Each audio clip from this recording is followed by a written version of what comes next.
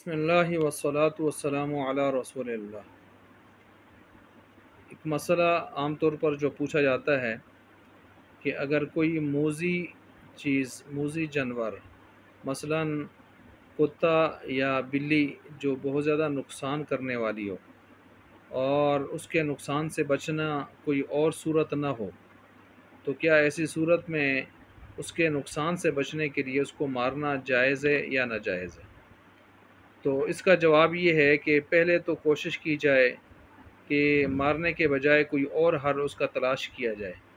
مثلا جیسے اس کو اٹھا کے کسی دور بیابان جگہ میں چھوڑ کے آنا۔ اگر یہ صورت مشکل نظر آتی ہے تو ایسی صورت میں پھر جب اس کا نقصان حد سے بڑھ رہا ہے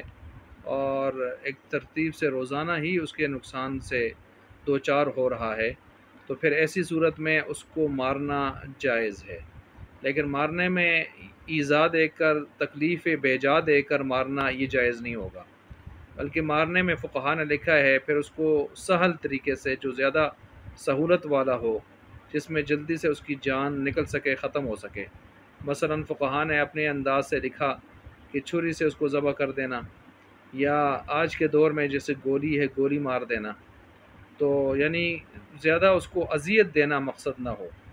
صرف یہ ہے کہ اس کے شر سے، اس کے نقصان، اس کی طرف سے آنے والے نقصان سے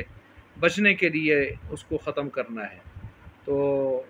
پھر یہ صورت جائز رہے گی۔ تو یہ ہو گیا ایسے جانور جو موذی ہوں، ان کے ایذا سے بچنے کے لیے اس تفصیل کے ساتھ ان کو جو ہے ان سے چھٹکارا